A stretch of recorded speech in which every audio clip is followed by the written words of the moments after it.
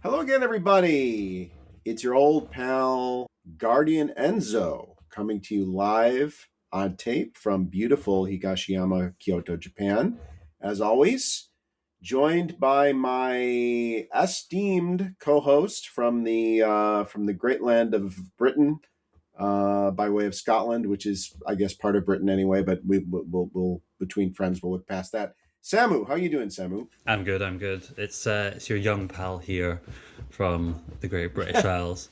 Well, younger than me, but there's a lot of legroom there. Nice to be back with Samu, and this is actually our first episode of 2026, focusing on a specific series. And the series we're going to be talking about is Snow White with the Red Hair, Akagami no Shirayukihime, which is, I would say, one of the titans of shoujo fantasy for sure. I don't think we can reasonably call it a kaiju. I don't think it ascends to that level commercially, but No. among that subgenre of shoujo fantasy, it is, I think, one of the most successful, one of the best, I would say, and received a very good anime adaptation, as most of them are when Bones does them, but a very good anime adaptation from Bones as well, that I'm sure we'll talk about a little bit. Akagami no Shiryukihime. The mangaka here is Akizuki Sorata, and I was actually stunned, Samu, when I started putting together the info sheet on this to realize it had been almost 20 years that this series premiered in 2006, the same year, I might add, as Kurishitsuji, Black Butler, which I know for a different reason, because I was researching that for my top 10 list. But would you have guessed 2006 on this if you didn't know? No, I probably wouldn't have. That probably just goes to show the slow release schedule. But I when you pointed that out, I did think, okay, it started in 2006. The anime came out in 2015, so it was Yep. like 9 years to get an anime, and it's been like 9 or 10 years now since that. So, uh, yeah, just trying to. It doesn't even feel like that long ago that this anime adaptation came out. I can still remember watching it weekly.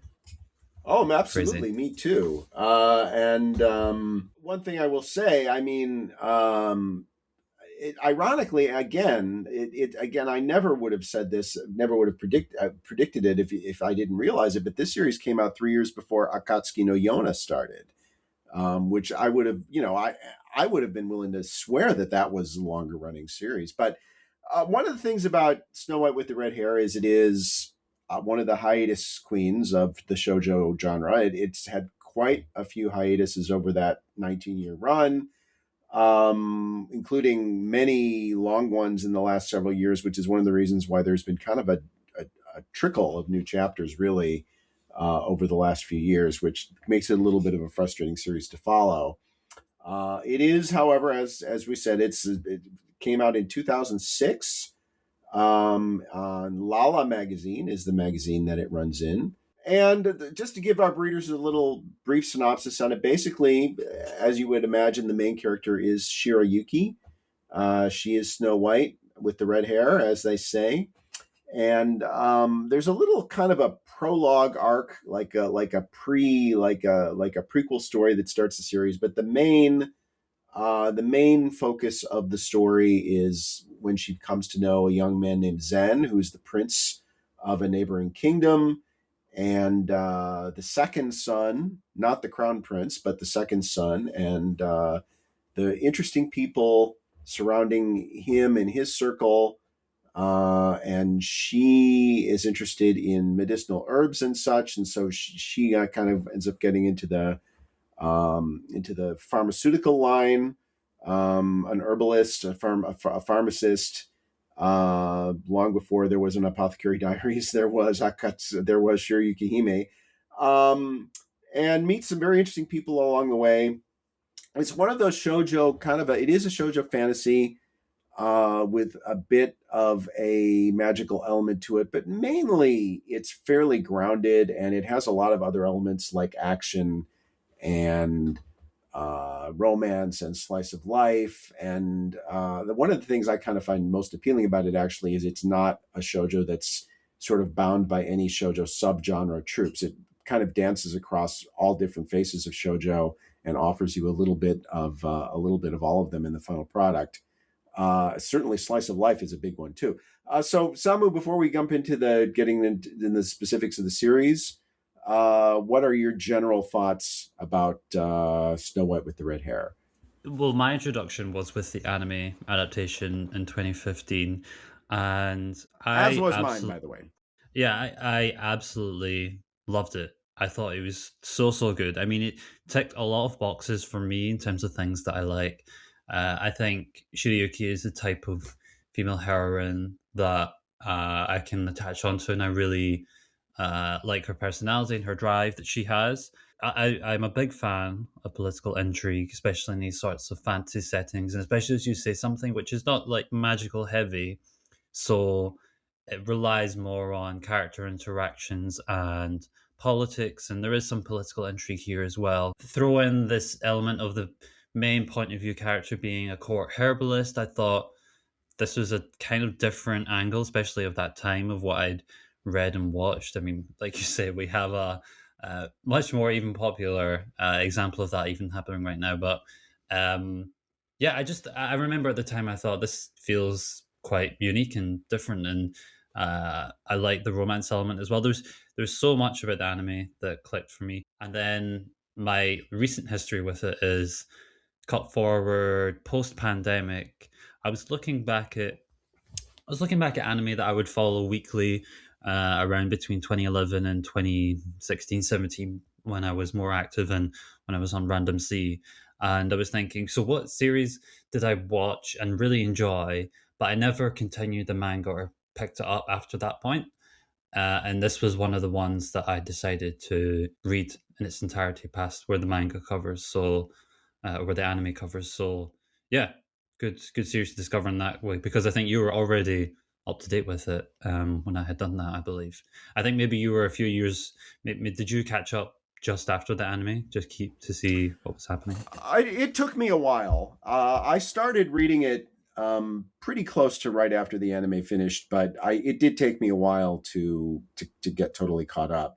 Um, it is interesting that you say that because um, I always have this dilemma for sure of there's so many. I watch a lot more anime than you do, certainly now, but I think even in the day, just because of the nature of my work at LIA, I watch more anime than you do, and you watched a lot. And I Yeah, always have this dilemma: what manga do I want to pick up? Because there are so many. The landscape of anime is littered with the corpses of read the manga endings, and you always have to decide. There's just no way I would never have time to read all of them. So yeah, this was one of the ones I thought enough of after watching the anime. I thought, yeah, I wanna read that, and because as you said, the anime it was really kind of an eye opening experience at the time. It really was. I mean, I hadn't seen many anime like that, and it really it checked a lot of my boxes too. I mean, even more so for you with your love of plucky heroines, especially redheaded ones, but just enough of a fantasy element to keep that side interesting. But it is, as you say, mostly grounded in politics and that sort of thing. Kind of like Game of Thrones before the White Walker thing really became a central plot point. Kind of that balance, I would say, or maybe even more so in favor of politics. yeah. Except But everyone's a lot nicer here. yes, most of the people in here are a lot nicer, and it can get kind of dark, but it doesn't get anywhere near as dark as just to compare it to another one of the big kaiju subgenre kaiju. I mean, Akatsuki no Yona is I would say darker on the whole than Shirayukihime is, Sure. for sure. So let's get into a little bit about the specifics. And of course, the most important relationship in this series, as we know, is Shirayuki and Zen. And one thing I was struck by in watching, and I don't want to pigeonhole shoujo because there's a lot of variety there, but especially in the romance subgenre of shoujo, you tend to have a certain dynamic in the romantic relationship, and I found that this series kind of bucks that trend in a big way, and that even though Zen is a prince and Shirayuki is more or less a commoner in all but the shining armor sense, he does rescue her in that prequel arc that I talked about. It's a very even relationship, isn't it? I mean, both of them have a very much of a they both have a very responsible role in this. She doesn't find herself, you know, she never would because she couldn't live like that, but she's not at his beck and call, which is a testament to her independence. But it's also he's not the sort of guy that expects this woman to be at his beck and call. So I think they're both refreshing in the way they approach the relationship. Wouldn't you agree? Yeah, definitely. I mean, when she comes to the palace, to the castle, it's not like she's in service of him. She, like you say, she has her own independence, and she's in a lane that is kind of separate from where he is politically and within the whole landscape. But obviously, for Zen's point of view and for her as well, the benefit and the gain is that they just have that proximity to each other, and they both kind of have this ongoing arc, I suppose, about agency, like Zan's position as the second prince, the second son, and like Shirayuki finding more of like a purpose and what she's capable of doing and like this new profession. Those early, like past that first arc, those early moments when they were in the palace together, and she was you were even not even just focusing on the relationship, but just like her day to day as being the court herbalist and being an apprentice for that. I thought that in of itself was fascinating already, I but agree. I was already completely sold on their dynamic from the beginning. Yeah, it's hard to even put into words what is like special or really good about it, but they just feel like characters that are made for each other. I still feel that in reading the whole series, but it is a journey on where they go, or rather where they don't Mm. go, which we'll get to into the spoiler section. But for that early introduction of what we see of them, yeah, big fan. Yeah, and it's not it again, it's an all-rounder series. It's not a slave to the romance angle. The romance is important, but they are each what each of them, not just Shirayuki but also Zen and other characters too, what they have to go through in their personal journeys, professionally, friendships and such. Those are all important, and the romance angle. We'll get touching this more in the spoilers, but that I'm saying that a lot already. I suspect we may get to the spoiler section pretty quick with this series, but yeah, it doesn't push everything else off to the side, which I really like. There is a sort of an elephant in the room to their relationship too, which is that he is in fact a prince of the realm and she is a commoner, and they are in love with each other, but it's not that simple in the world that he lives. So I think that's kind of like I say, I think that's an elephant in the room for much of the series. But so there are a lot of a lot of important side characters in the series. I would say most significant among them would be Obi, who is sort of a roguish knight who winds up he's in Zen's service, but winds up basically being Shirayuki's protector. And then there's Ryu, who is the court herbalist who ends up being the her boss and her mentor when she's getting started. And there's a whole backstory to that we'll get into in a minute.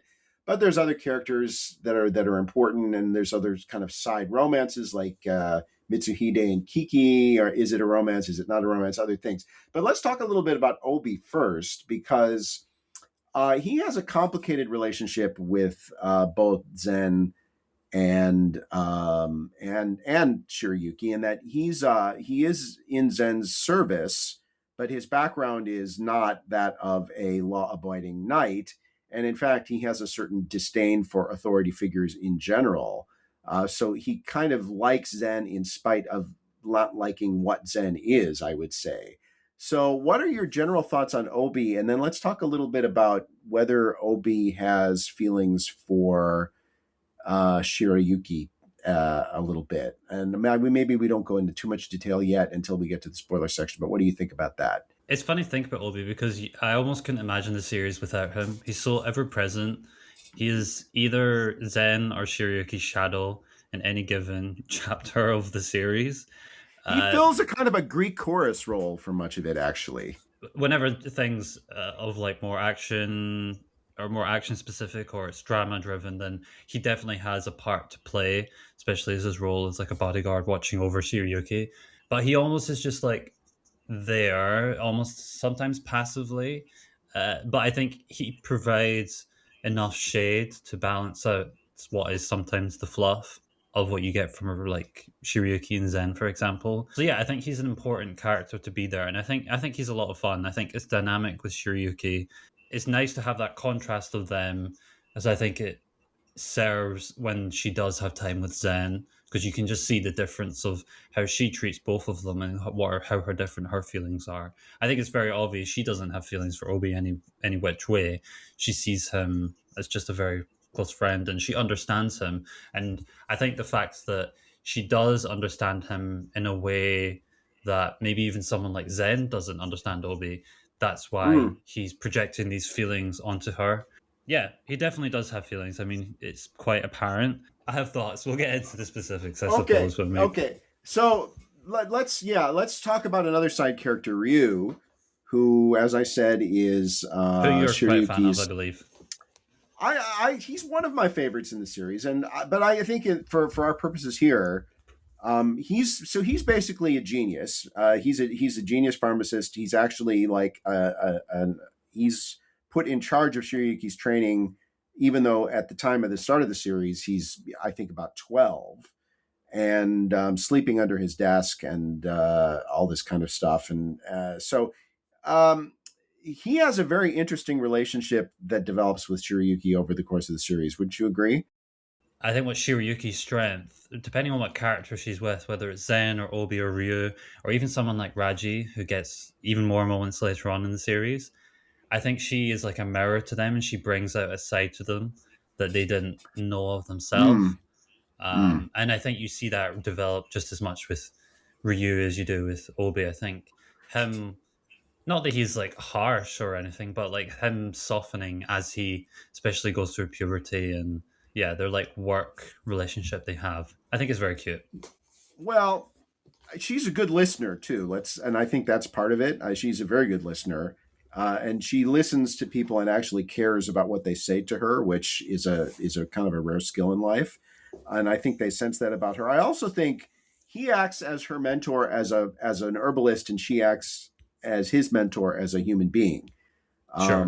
Which is why the dynamic is interesting because he's orphaned and he's a workaholic and he's kind of extremely emotionally closed at the time of the start of the series.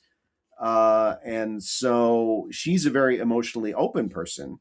And so they have this weird kind of a relationship you allude to where in some respects, he's the mentor, he's the teacher, and in other respects, she's the mentor, she's the teacher, and they sort of feed off each other in that way.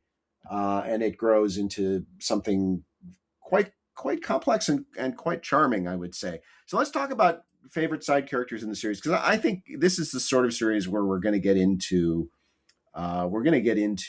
spoilers almost right away. So let's just talk briefly about the best side characters. And for me, um, my favorite side character is Ryu because I think Ryu's relationship with Shirayuki particularly is especially interesting, but also because, and maybe it's a cheat because of the age range he is during the course of the series, but I also think he changes the most over of any of the major characters over the course of the series, which you might say, well, that's almost unavoidable because he goes from being a child to being a teenager. But yeah, it's an interesting journey you watch him go on. Another character I really like, who I think is very underrated, is Izana, who is Zen's older brother, who is in fact the crown prince. That's one of those relationships that I think he's about 5 or 6 years older. You have a certain expectation of what that relationship is going to be like, especially since, in some respects, I think he is one of the most kind of archetypical shoujo characters in the cast. But one of the things I do like about this series is that the relationships end up and the characters end up being something quite different than what you expect them to be. I think that's true in almost every case, and I certainly think it's true in his case. And so, those two characters specifically, any thoughts on them? And then, who are your favorite side characters in the cast? And it's a big cast, by the way. Yeah, it's a big cast, and the cast only gets bigger as it goes on. Uh, my answer is, well, in terms of side characters, I would say on balance, they're probably more that I'm not a fan of than I'm a fan of. My favorite characters remain Shirayuki and Zen. I think they are like the heart of the series. I like I like Ryu a lot. I think his balance with Shirayuki is quite charming. And then likewise, I do think the brotherly relationship between the two princes. Whenever that does get focus, I like that as well. I'm quite fan of Mitsuhide. I don't know if he necessarily has enough material to latch on to him as a character compared to some others, but I think he also provides a nice amount of levity, especially when there's like group scenes with them together. I grew more fond of Raji as the series went on. I think there's something charming about him, despite his not very good introduction. So the series does go a good way in developing his bond with Shirayuki as well.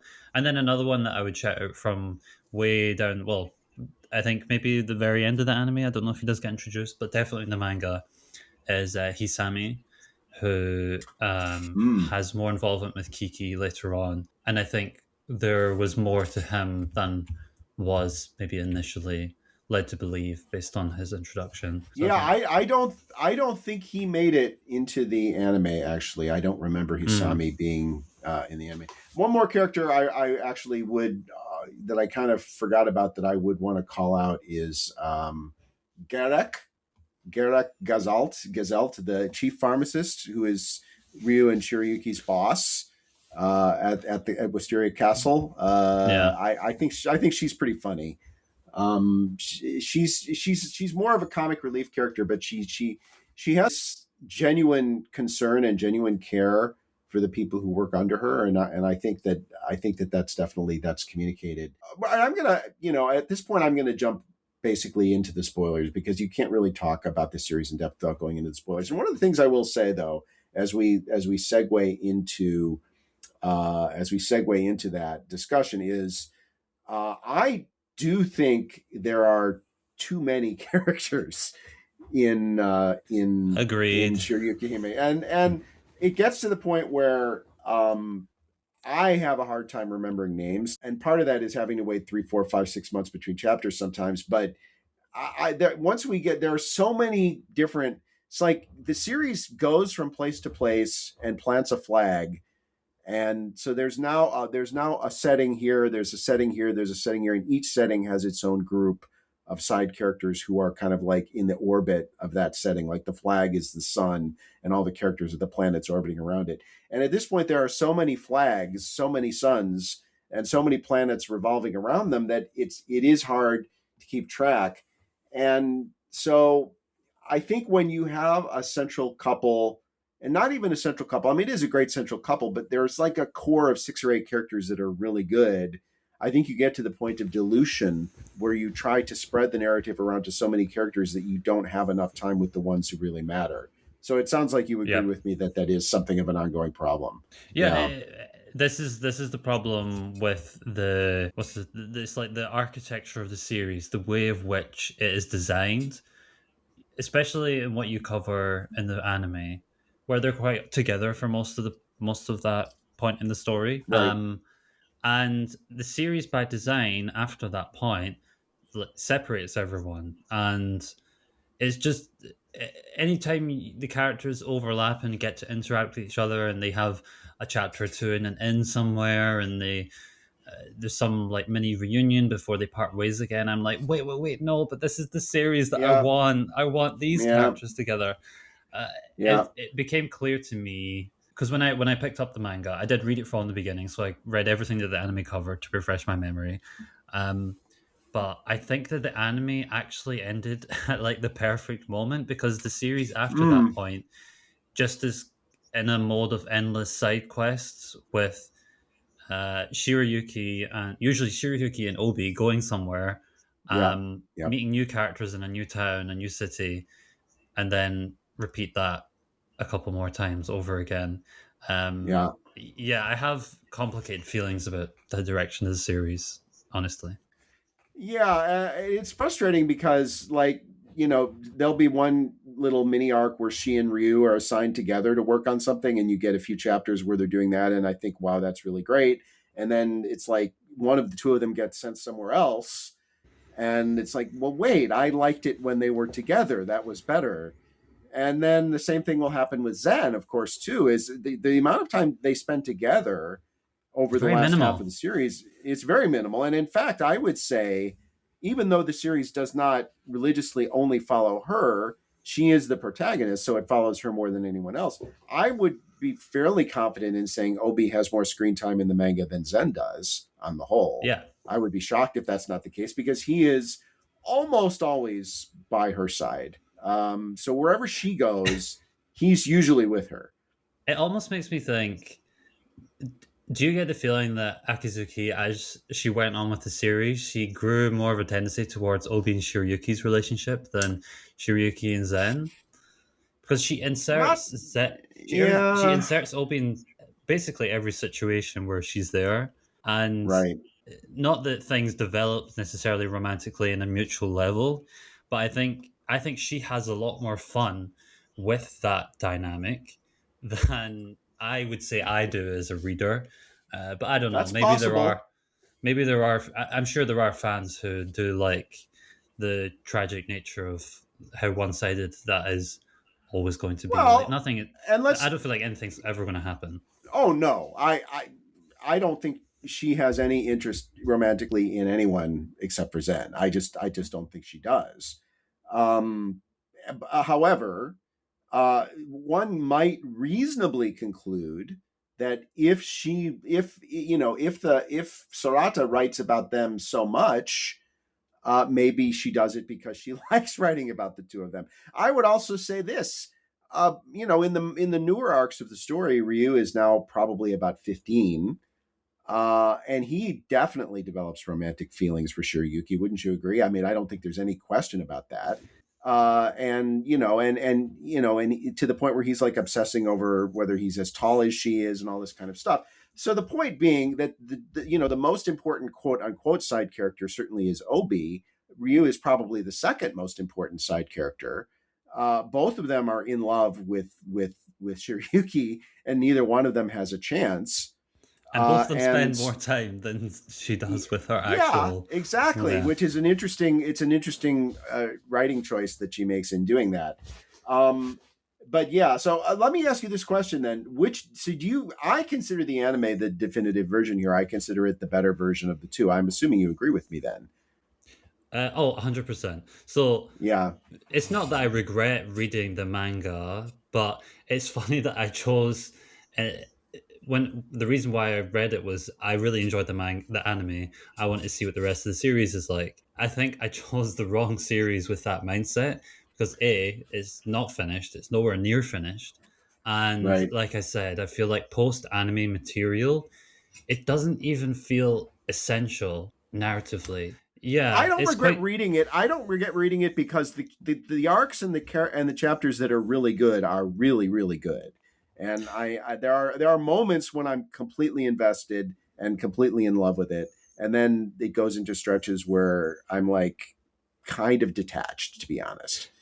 Yeah, there are moments in every arc that come where you feel like, okay, this was justified in doing this.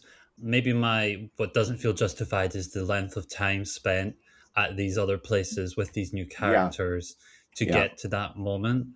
So it does feel quite spread out in that way. As I'm talking about it, I'm thinking actually this is after the anime material that it covers when they all split, like go different ways. It becomes a series about detours, mm, and another series that kind of does that is Hunter x Hunter, where you split out the main characters and every arc has different pairs doing different things, and you sort of get that here. I think the problem with me is just that the new cast that we're introduced to each time and the new settings just are never as compelling to me as the original, like you say, the original 6 to 8 characters that we get introduced to for the anime, and the place when they're all together. So with Hunter x Hunter, I don't feel it feels like part of the DNA that the characters are going to split up and they're all going to go on individual journeys, and there will be crossovers in some way. But I always, quite early on, feel compelled about where the new narrative choice is going. So that's just the difference between them. But so, yeah, this is a series where it's just unfortunate that the characters were so great that to then write them to be apart always leave me with a sense of longing.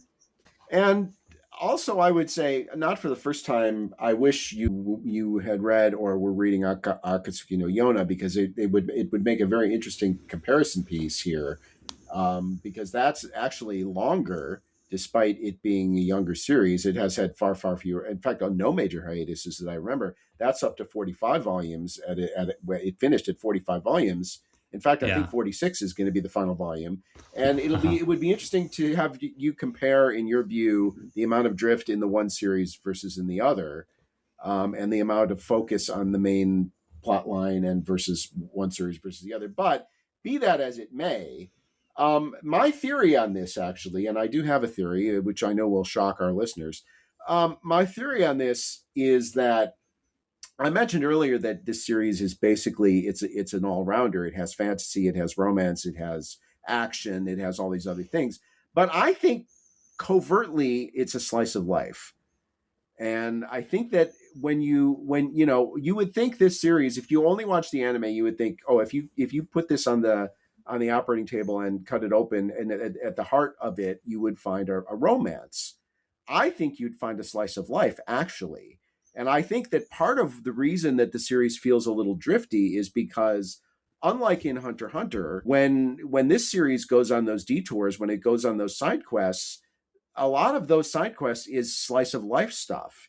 It's like eating breakfast, and having philosophical discussions, and stopping to camp, and what, oh, isn't this exciting, we're camping for the night. And there's definitely a charm to that, but I think it would be more charming if there were less of it. And I think one of the reasons why there feels like there's too many side quests and too many detours is because a lot of those side quests and detours are basically slice of life, which I think at its heart, I think that's the series she's wants to write. No, yeah, I think that makes sense in some ways. I mean, it's slice of life, but then there's always some dramatic, heavy moment that comes by the Right. end of these arcs. But yeah, often it's those minor scenes that get more focus and it eventually just builds up to something greater. Yeah, I think maybe it's just another case of as she went on further with the series, it developed into a different experience as a writer than maybe it initially felt in the beginning, where it was quite there was an even balance, I would say, between the politics, the drama, the romance development. They were all kind of moving Mm, in sync with each other, even if they were not always crossing over. And right. then the pace definitely slowed, and it's not helped by the the long wait of chapters as well, I No, suppose. no. Maybe my feelings would be slightly different if I decided to read this when it was complete. But yeah, that Yes. isn't how I To be experienced it. fair, many people say that about Chimera Ant too. That if you, True. Yeah. it's much less frustrating when you can watch it in anime form than when you had to suffer through 10 years or however long it took to come out in manga form.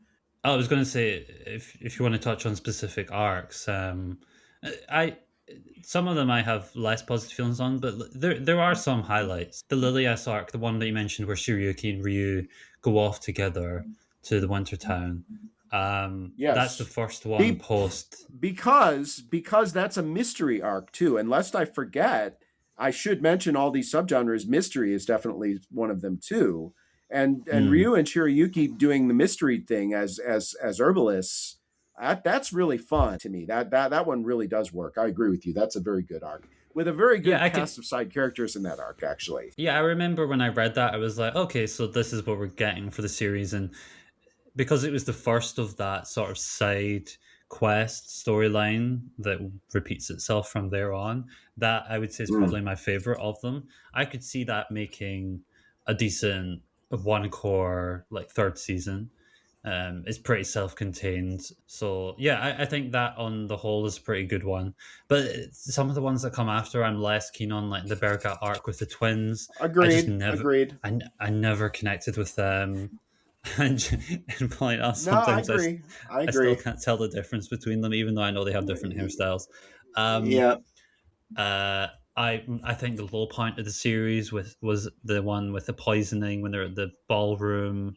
I was totally like glazed over at some points of that, and then the current stuff with Zen's uncle Shinsu, I think isn't bad. I just it being what is released very slowly feels glacial, Mm. and I'm Mm. like, okay, we're getting through this medicine cabinet drawer by drawer. What feels like we're going to be here for 10 years at this point. Um, Yeah, I'm in full agreement with you. The Bergatt arc is a snooze. The twins really do nothing for me. I like Uncle Shinsu. He's interesting. I mean, I watch him on the page and I think I kind of imagine him in anime with Hayami Sho or somebody like that voicing him and think, oh, this could be really cool. I think he's kind of a fun character. But yeah, it doesn't. And that's another thing. Well, let's go back to that too, because this is another series that goes into the whole exam arc thing with Uncle Shinsu. And why do these, especially fantasy authors, why do they love exam arcs so much? Are they all Hunter x Hunter fans, or is there something else going on here?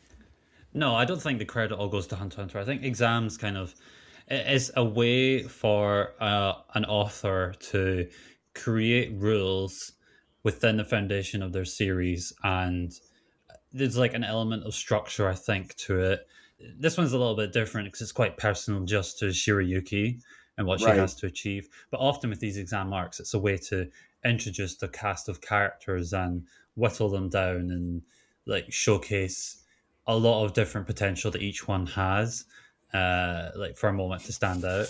It's a balance between how interesting are the characters doing the exam and how compelling is the actual makeup of the exam itself. I think this one is, like I said, it's more just personal to Shirayuki. I get the expectation. My expectation maybe is maybe it will end up speeding up faster than what is being led on because the relationship he has with Shinsu will speed up and develop, and it will allow her to like get where she needs to be. But it's just yeah, it's a slow one to be reading It is. um, And again, at there's the that moment. elephant in the room, which is that in his world, I mean, she can never be his wife, I don't think.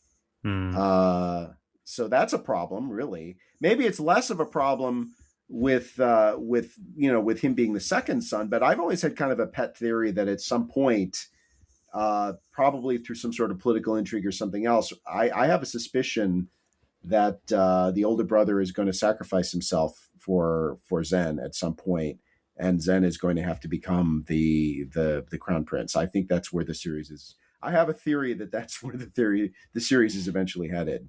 Yeah, because Um, I think Zen's character, because he's not absent for the second half of the series, but he gets less focus, and his arc actually isn't super tied to Shirayuki right now. It feels no, no, he has it's his very own detached. journey. He has his Mm. own journey which he has to go on. So yeah, I think something needs to change the status quo for him to be in a position to be more proactive. Uh, it's just annoying when the readers want them to be together. The characters who love the characters who are around them want them to get together, and you just want to like Most of them. shake the author and be like, okay, we all know what we want here. Like, look, come on, we Yeah. can reframe the narrative in such a way that it pushes for that more. Sometimes I just get the impression that it was forgotten in search of other more sparkly things that took Yeah, it, interest. it could it could be. I mean, and they do have a great dynamic. And one of the Yeah. things I really like about Zen and Shirayuki is that they're friends, Hmm. and like they're a romantic couple that are legitimately they're friends, Yeah. and that's really winning. That's really charming. Because often my relationship with the series is the distance we have from Shirayuki and Zen together is when I drift in terms of how Hmm. much I'm enjoying it. But I think it was during the Bergatt arc somewhere or around there that we had a stretch that was focused on Kiki and her fiance Hisame, that Hmm. relationship that they have when you learn more about who she really is. Throw Mitsuhide in there, Mitsuhide. I thought that stuff was actually quite compelling Yeah, for I all of agree. them. There's definitely moments where I'm like, oh wait, when you remember to focus on the characters that we like, there's actually some substance here. And even if like mirroring Shirayuki and Zen, we're not necessarily getting the payoff, the romantic payoff that we potentially want with Mitsuhide and Kiki. I really like their dynamic. I think it's quite cute. But I also just really liked how that was structured narratively. And like I said, I think Hisami, and there ended up being more to him than I gave credit for initially. So Hmm. however much that does get focused on in future, hopefully it does get brought up now and again. I quite liked that moment in the series. I think Mitsuhide, specifically Mitsuhide and Kiki, is definitely the B couple in this series on the romance side. And they because they have a long standing bond that long predates Zen and Shirayuki's meeting, and again, it ties into some of the same elements of the social elements of this about who can marry who and who can't. Um, but to me, I always felt that Kiki and Mitsuhide loved each other that way. Uh, and Hisame not being an asshole, but actually being sort of an interesting, complicated person, that makes that even more interesting as a subplot, actually. But essentially, I've always felt that those two were, I've always felt those two were sort of tragically, ill-fated lovers. Really, is what I mean. Even though they never consummated it, I've always felt they were in love with each other. And so it's very sad to see them interact in a way because in those scenes, especially from Mitsuhide's side, you can see the regret. Mm, Always in their interactions, you can see his regret because he knows the score, but he also knows that his feelings are what they are. And I think at some point he I wouldn't say he made peace with it, but he accepted that that's how he felt, and he was never going to be able to change how he felt. Um, yes, but again, that they're close enough. Their orbit is around Zen and Shirayuki. That's the main solar system. And even if it's not the main couple, it's the main solar system. And the series needed to spend more time around that main solar system and less time out exploring the galaxy with Captain Kirk and Captain Picard. But it is what I it agree. is. It is what it is. Okay. So I think we agree. Really some uh, excellent, charming characters. Too many characters generally, though, and just a lot of drift, really. And I think those are the main reasons why both of us feel the anime is the superior form. Also, just the fact that it is Bones. It is Masahiro Ando, who's one of the better directors in the game. It's just a Lovely first music class as well. adaptation. Lovely music. I mean, Bones is godlike. They just don't fuck up. Anything you want to add before we jump into the recommendation section? No, all good. Okay, I'm going to let you go first. What is your recommendation for something similar for fans of Shirayukihime? Well, I'm going to go for a somewhat obvious choice, which is the Apothecary Diaries by Natsu Hyuuga, who does the light novels, and the manga by Erika Ikeda. Um, it's not a shoujo; it's technically seinen, so it is different in that way. But I think you see a lot of similarities in professions of Mao Mao, Shirayuki. I think Mao Mao has quite Hmm. different personality to Shirayuki. She's You um, think? a little bit.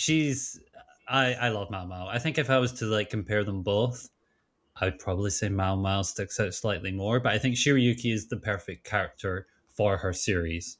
So not to discredit her in any way, but I think there's that balance of court politics in it. This relationship between this woman herbalist or court pharmacist. One of them, they both do have elements of mystery, like you said, but Apothecary Diaries obviously leans into that heavily. This idea of the romance that is kind of taboo shouldn't be possible in the structure of the palace, the place where they're at. There's so many like structural elements on paper that feel very similar. So different flavors, even if the makeup of like their narrative structure is Mm. quite similar in some ways. And then Raven of the Inner Palace is another one that has some of that same vibe for sure, which is Yeah. another light novel actually, and that's absolutely a good pick, and that's definitely one that crossed my mind too. The similarities are legitimate. I really like the Apothecary Diaries. In fact, it's one of the very very few light novel adaptations that has ever gotten into my LIA top 10. Apothecary Diaries is very good. I think it's more broad than Shirayukihime. I think Shirayukihime is more. There's more subtlety to the characters and the character dynamics. It's softer. It's softer. It has less fan service. And when I say fan service, I don't mean TNA fan service. I mean just general plot fan service. There's a lot of those moments in Apothecary Diaries that are clearly designed to be fan service moments. And they're really Shirayukihime is much more low key in that sense. I think Shirayuki. I mean, Mao is an immensely entertaining character for sure. I love Mao too. I would. I mean, if you ask me who would you rather be friends with in real life, I'll take a Shirayuki 1,000 times over. But Mao is definitely a really funny, interesting character. So yeah, there's definitely some similarities there. My pick, I briefly considered that. I also considered Akatsuki no Yona because again, in my mind, they're roughly contemporaneous, and they had anime at roughly the same time, and they're really sort of. And by the way, as we record this, we just got the news that Akatsuki no Yona is finally going to get a continuation of the anime. So huzzah! So I did consider that because I do think that if you like one, there's a pretty darn good chance you're going to like the other. But I'm going to go with another manga that did get a Piro adaptation and a very good one, and again, only a partial adaptation. That's Soridemo Sekai wa Utsukushi, The World is Still Beautiful by Shina Dai, which is another historical fantasy shoujo, a romantic comedy, maybe more overtly fantastical and more overtly romantic than Snow White with the Red Hair. But I do think a lot of kind of tonal similarity there. You've got a very plucky heroine. Her name is Nike. Nike has she has a particular power, and she ends up getting her kingdom is very small and weak, and she ends up being effectively sold off as a bride for the young king of this other realm, much more powerful realm that the smaller one needs to kind of get on their good side. Now the hook on this is that he's a kid and she's like in her late teens, and so there is a sort of an interesting um, the interesting element here. Then these sorts of relationships were actually quite common in royal marriages, where you would have one partner would be considerably younger than the other, as long as the familial relationship was necessitated a betrothal. The age was kind of a whole secondary thing. So the fact that he's about 12 or 13 and she's about 17, 18, incidental in the political sense, but in the practical sense, of course, since she's expected to be his wife, that's a very important distinction. And she kind of helps him. He's brilliant and ruthless, and has been hurt a lot in his life. And she kind of is the first person. Well, there's one other person who does, but she's certainly the first girl who comes into his life who calls him on his bullshit. And so their relationship sort of develops from that. Um, Again, partial anime adaptation. This one from Piro, as I said. So if you want to read the manga, you get a lot deeper story. The manga is finished. so you can read it in its entirety. It's not super duper long. It's in the 20s, I think, for volumes. I really, really love the dynamic between the two leads here. I think it's really great. I think, I think again, she's really strong. She's really independent, but she has a power that makes her an object of great interest to nefarious people, and as a result, she does wind up needing to be protected and or rescued a lot of the time, which is nothing to do with her weakness. It's just the fact that she's that important. And that's one of the things that emerges in his character is like this personal growth thing where he realizes he wants to be someone who can protect her. Um, they call him the Sun King, which anyone who knows European history will know some of the associations with that. And she's the Rain Princess, so it's very interesting. It's not a flawless series by any means, any more than Snow White with the Red Hair is a flawless series, but I think it's really, really charming. The two main characters are, again, that it's more overtly romantic in this case, but I think they really work well together. And as compared to Snow White with the red hair, uh, the overwhelming majority of the series, of the narrative, is focused on one or the other of the two of them, and often both. So I do think that's something that's a feather in its cap. That's my pick. Sorademo Sakai wa Utsukushi, The World is Still Beautiful. Yeah, I did watch the anime. It came out around a similar-ish time as Snow White with the Red Hair did. Yeah, I thought it was good. One that I've heard mixed-ish things on later on in the manga, but I think Yeah, the nature of the age gap, I suppose, as well, is just something that isn't for everyone. context is everything.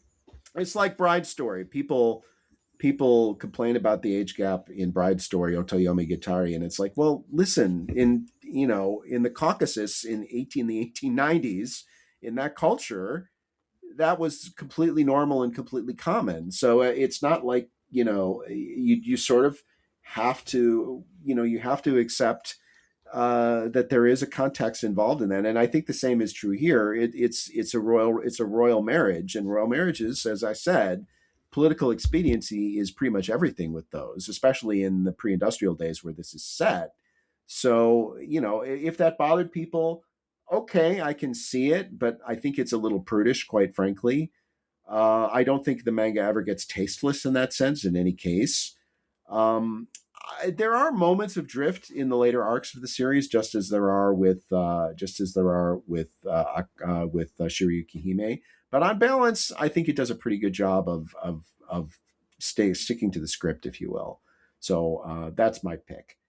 Okay, and then finally we go to the review and score.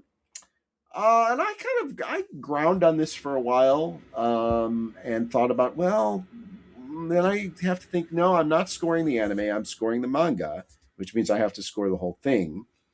And because of how much I like the elements I do like, how much I love several of the characters, in spite of the missteps, which I think we've gone into in some detail here, I'm going to go ahead and give it an 80. That's my score. One thing that came to mind when we were talking about Apothecary Diaries, you said that's heavy in fan service. In comparison, I feel like Snow White with the Red Hair is like fan scarce. It's Yes, not there's not giving enough. we're not getting what we want. If I was to rate the anime, both seasons as one show, I would give it like 85, 86. I think it's very, very good. Exactly my number, 85. 85 is exactly my It's number. Yeah. in terms of the manga, I'm giving it 76.